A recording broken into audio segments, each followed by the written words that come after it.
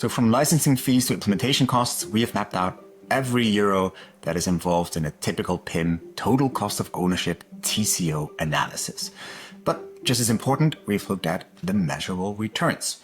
Industry benchmarks show that companies using a product information management system, a PIM, often bring products to market about 30% faster, while teams see productivity gains of up to 50% on data-related tasks. These improvements quickly add up to real financial impact. And in this session, we'll cover two things: the full cost picture, including licensing, servers, and ongoing operations, and the return on investment levers that drive growth from higher conversions to fewer returns. To understand why this comparison matters, let's first examine the hidden costs of managing product data in the old way. So when we look at the hidden costs of spreadsheet-based data management, a spreadsheet might look like a convenient way and especially low-cost way to manage your product information. But the reality is that they carry substantial hidden costs. Teams quickly run into delays, and when multiple people are involved in editing or approving files, it slows down product launches and updates massively. Over time, these bottlenecks extend time to market and reduce your company's ability to respond to shifting customer demand or trends.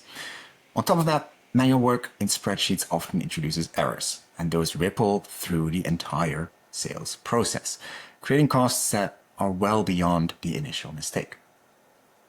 Poor product data has real commercial consequences. We have research that shows that weak or incomplete product descriptions are a major driver of returns. Roughly a third of returns can be traced back to inadequate product information. When these costs and when these errors come from scattered spreadsheets, the outcome is not just operational inefficiencies, but also lost sales and avoidable returns, directly impacting your bottom line. On this side, we have PIM vendors that report conversion rate improvements in the range of 15 to 20% when you start centralizing that product content process, from onboarding, enrichment to publication, and that just highlights just how costly a spreadsheet-driven process can actually be. There's also the issue of how teams spend their time. Many companies discover that a PIM solution reduces the hours spent on manual product data tasks by as much as half. That means less time is wasted chasing down mismatched spreadsheets and fixing errors, and more time can be focused on revenue-generating activities, like improving product content and improving listings. In contrast, relying on spreadsheets ties valuable resources to repetitive correction work, delaying growth and limiting efficiency. Distributed spreadsheets also create inconsistency across all your different sales channels. Customer browsing a marketplace like Amazon might see outdated product specs, while the brand's own website or your own shop shows a different version entirely. This inconsistency confuses buyers, damages trust, and ultimately leads to higher returns and missed opportunities. We have InRiver and other PIM solutions show that when you frame this problem pretty simply, that inconsistent product information across your sales channels can directly translate into lost sales. Now, a practical step you can take right now is to measure one simple baseline. How many hours each week does your team spend on fixing product data manually? And how many returns do you think could be linked back to incorrect or unclear descriptions? When we analyze customer support logs and return codes, we often see that is enough to just get a good estimate. And capturing even just those single metrics give you a good, solid benchmark to further strengthen any future total cost of ownership comparison and calculate that return on investment. Now, once you've clarified just how much your spreadsheets are actually already costing you, the next challenge is in understanding what goes into adopting a PIM system, because the purchase price is only a small part of the overall spend. Now, we want to break down PIM implementation costs. When you start planning for a PIM system, one of the first questions is cost, and it's easy to underestimate the full scope that is involved. Software licenses are only one piece of that pie, and realistically, implementation brings together different expenses. So it is the subscription, it is the professional services involved in implementing it, and not to underestimate the internal project time. On top of that is the ongoing operational costs of managing and updating that solution. That could be done internally or could be done by your external partner. Now you have to understand how all of these pieces fit together into the total cost of ownership picture. And that'll help you prevent overruns, but also help you set up accurate expectations. License cost ranges, they depend widely depending on the vendor, the deployment scale, the feature set, and there's some smaller providers that offer entry-level subscriptions, but there's also enterprise agreements for larger rollouts that, well, reach 6 or even 7 figures. Because that broad range, it's important to request a quote from not just one vendor or two, but maybe a range. We usually involve up to 5 vendors in a comparison. You need to model several scenarios that match your company's size and complexity now, but also look forward into how that complexity and that size is going to continue to develop. Maybe you have entered 5 new markets in 3 years' time, and that means you might need a different level of complexity from your product information management solution. Now, beyond licensing, professional services involved in the implementation and the management are also a major factor. You need to budget for the configuration, the data migration, the integration with existing systems, and initial training of your team. These services are what bring the new platform in and help that make come in line with your current data structures connected to your existing systems like your ERP system, your e-commerce system, digital asset management systems. And it helps to know that these costs differ per project, but they typically represent a significant share of the investment. Now, another layer there is the internal staffing requirements. Even when a vendor or implementation partner leads the whole implementation, you need to know that your IT team and product data teams are going to allocate time for testing and fixing and integrating the infrastructure. Your marketing teams and product teams, they spend time on validating and cleansing and enrichment of the existing product data content. When you have a mid-market rollout, you can expect up to 100 or 150 internal hours that needs to be spent, depending on how large your catalog is and how complex it is. Now, the best way forward to capture that and get a realistic estimate is to involve each team in a quick scoping session so that any hidden labor costs are recognized in advance instead of encountered during the rollout, which might not be the best. Operational expenses also need attention because beyond the base license, many vendors charge additional fees for support, training, storage, or advanced features such as AI, artificial intelligence-based content features that are springing up every day. Now, these recurring costs also accumulate, and especially when you start growing your catalog and your team. So be sure to get a multi-year pricing during your RFP stage, your request for proposal stage, so that you can build not just a quick 1-year overview, but really have a 3 to 5 year total cost of ownership projection. Some vendors provide some of those return on investment or total cost of ownership calculators, and they're useful in making a quick side-by-side comparison or scope, but it is good to know that these are finalized during the negotiation process. Now, if you want to have a quick scan, a practical way is to ask each vendor in your shortlist to break down their costs into categories and provide them with a single input file with your base drivers of cost and complexity. And that could be the number of languages that you plan to operate in, the number of SKUs, obviously the number of read users, the number of write users, and basically create a pricing document that is provided as input to all the different vendors. Leads to a clean comparison.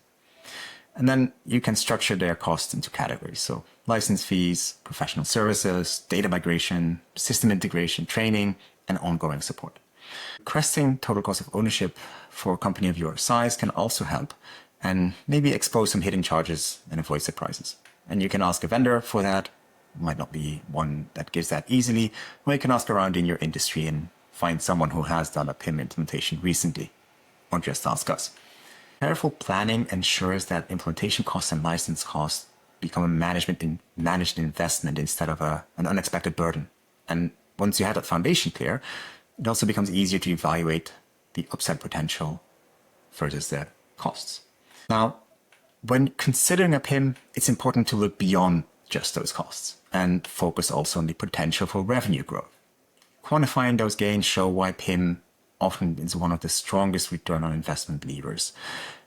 And when you have complete and consistent product information, it directly impacts how much customers buy, how quickly they buy, their conversion rate, and how quickly products reach the market. It then also impacts how many products are returned and how many of those need to be processed.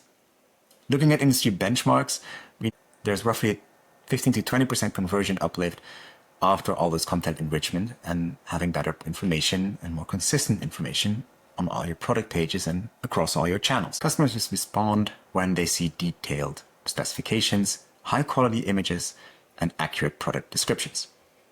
Listings with sparse or inconsistent data simply convert at a lower rate. So improving your product content delivers immediate and tangible uplift across all your digital channels. Time to market is another key factor. Vendors and case studies show that a time to market improvement can often be about 30% after implementing a centralized PIM. In practice, this can shorten product launch cycles from weeks to days in many cases, and that means revenue starts flowing sooner. You can also capture trends easier. So for fast-moving consumer goods or fashion or other seasonal product categories, an acceleration can make the difference between capitalizing on demand or missing the window. It also helps in getting your search visibility up. And in the world of SEO, search engine optimization, and GEO, generative engine optimization, better product data helps you and helps your shoppers find your products. Using specific keywords, search engines and generative engines reward complete and relevant product listings.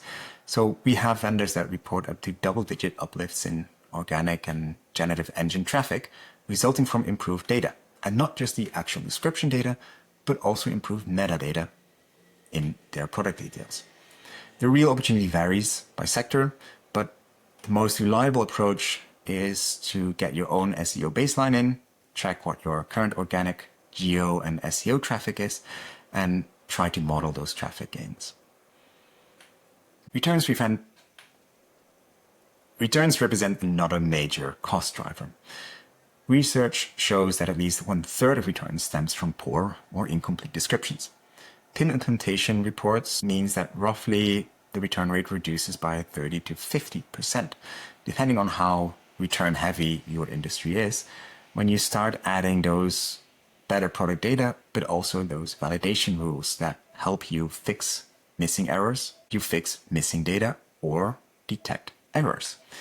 And that means that your product data is not complete, even from the onboarding to the publication. All that helps reducing processing costs as well, and helps you preserve revenue that would otherwise be lost by the return. Now, if you want to model revenue impact or cost impact, practical method is to apply a conservative conversion uplift, say 10 to 15%, to your higher prioritized product lines, and then have some assumptions as well built in for low return rates. Combine that with faster product launches and search gains, and that helps you get a clearer picture of the incremental sales that you get from implementing a dedicated PIM. Now, as powerful as revenue growth can be, there's only one side of the return on investment story. There's also the equally important efficiency savings that you can get from reshaping how teams work on a day-to-day basis. So that's what we'll now turn to. Manual product data management in spreadsheets or in an ERP system creates daily inefficiencies, and those add up. It quickly and quietly drains resources, and teams can spend hours each week updating spreadsheets, reformatting files, updating them for specific marketplaces, correcting small but recurring errors, and all these repetitive tasks, they consume capacity, and I would say work energy that could otherwise be used for more strategic work. A PIM platform addresses this by centralizing product data and automating routine processes, turning what once felt like unavoidable busy work into streamlined, system-driven workflows. Now consider the way teams handle updates across multiple channels. Without a centralized system, you have to change all of these listings separately. You have to go to the website, to Amazon, eBay, other marketplaces, and update channel by channel. And that quickly compounds into a heavy workload.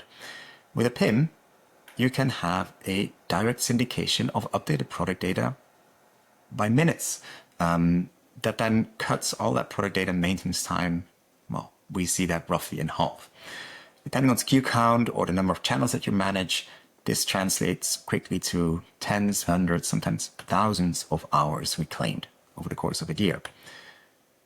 What also helps is automated validation, and it further extends these savings. PIM systems can detect missing attributes, invalid values, clicks before it reaches the customer or your sales channels. So instead of errors that are surfaced when something is live or when you see increased return rates, they're intercepted very early in the process. And as a result, that we see that teams have huge declines in data-related service tickets. We've run with vendors that report reductions up to 60% in specific cases. And that frees up customer service staff as well as your product data team when they have to do spot changes instead of fixing all those errors immediately during the onboarding phase. All those efficiency gains scale significantly when your catalog grows. Adding hundreds or even thousands of new SKUs on a monthly or yearly basis requires only incremental effort when you have that data managed in a clear workflow in a product information management tool. Without it, manual processes demand exponentially greater staff time, and that slows expansions, increases costs, and well, you have employees that once spent large portions of the week on data entry can now move toward more higher value activities. So by optimizing content, analyzing performance, and it's difficult to put real numbers to this, but maybe you can start by estimating current FTEs, full-time equivalent hours, allocated to product updates or catalog management.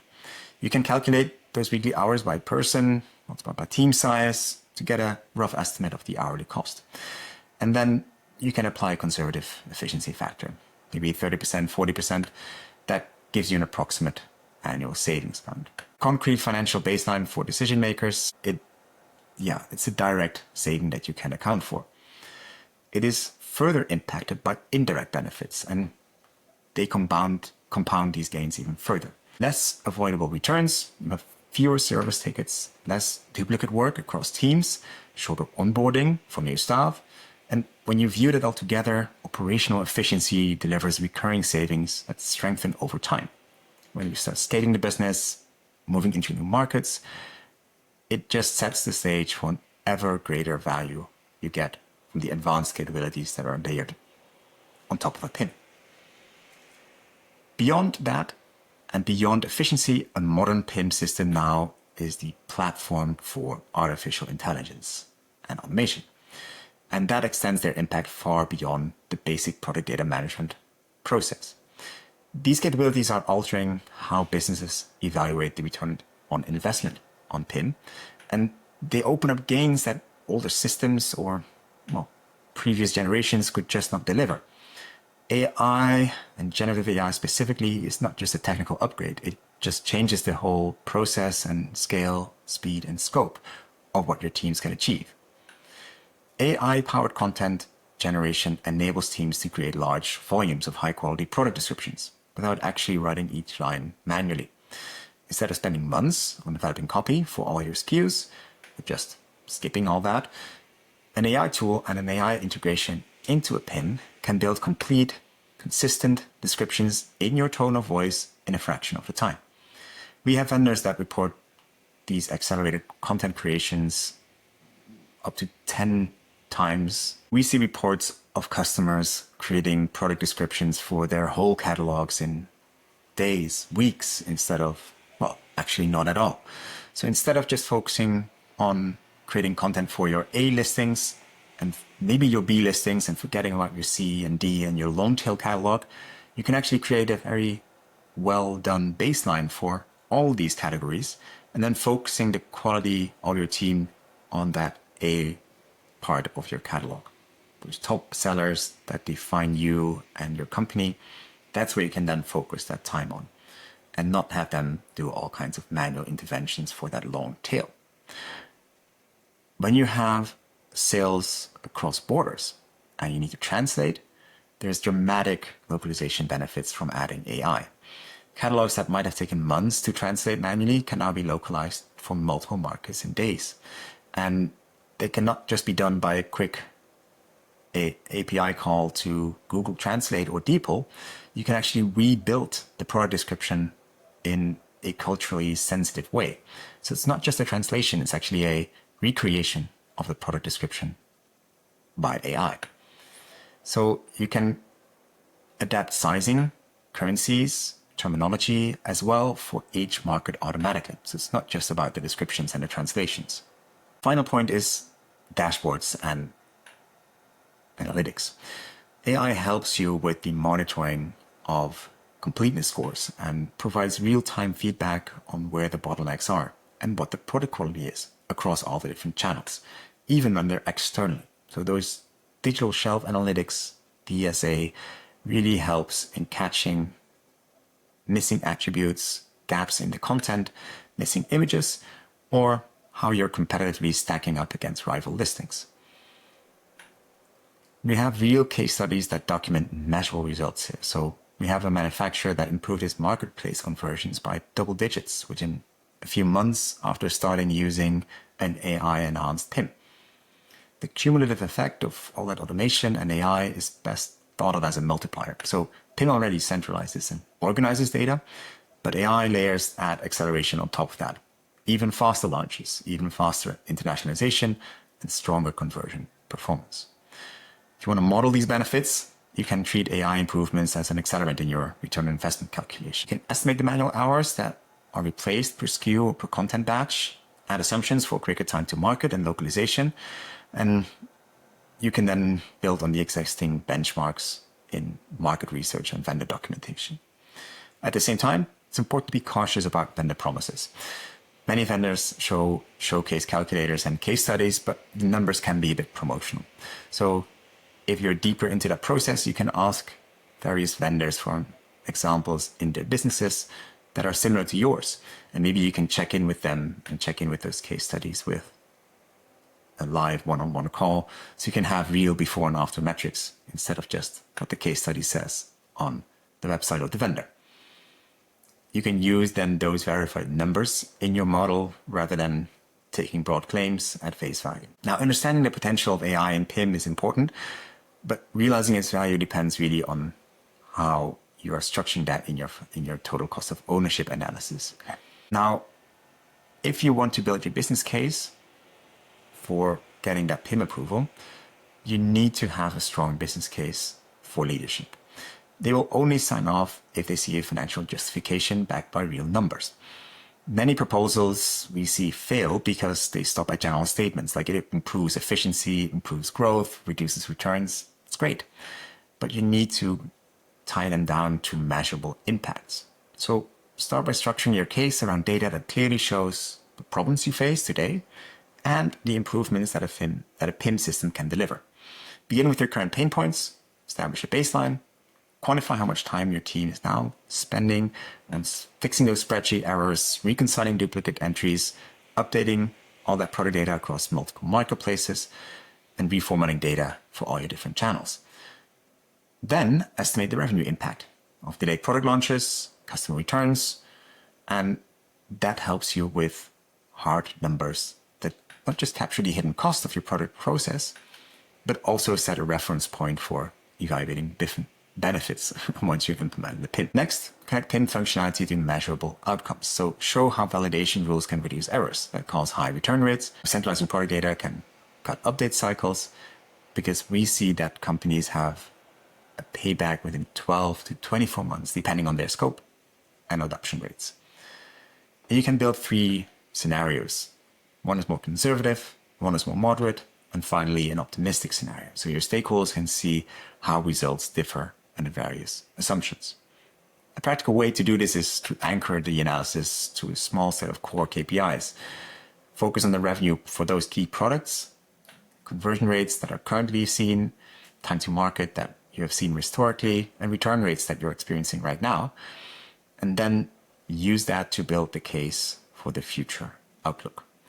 Those indicators, they keep your business case grounded, and they align closely with benchmarks cited in the research. On the financial side, you should include metrics that decision makers expect. So calculate the payback period, the internal rate of return, and just the benefits across each year.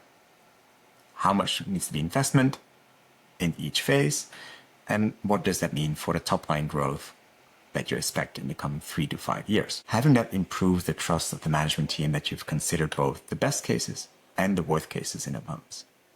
And finally, you can already start preparing questions for vendors. Ask them to share a sample total cost of ownership calculation, maybe with a breakdown specific for companies of your size or industry. Have them include KPIs that they've seen at their customers. And maybe there's any data that they can share specific to the tools that they deliver, specific to the projects that they deliver. If you have a well-prepared business case that is framed in that way, it makes the investment decision much easier. And it turns the abstract benefits into a specific and measurable financial outcome. Now, when weighing the decision, the core question is not just cost, but timing. When modeled correctly, using conservative assumptions, we see that PIM investments commonly show a payback period of around 18 to 24 months. Yes, there's an upfront investment in the implementation, the licensing, but afterwards, starting from 3, sometimes 6 months, you start to see the value being returned. So get going and start today by getting all that data already. Now, if you want, you can also use the PIM cost calculator that we have available on our site for free. So go on to pimvendors.com and search for our cost calculator tool, and you can get a free cost estimation for the PIM costs for your organization, broken down across the analysis, implementation, and licensing costs. Now, if this helped, like and subscribe, and you get more PIM revenue breakdowns and use case. This video helped, like and subscribe, and we'll see you at the next video.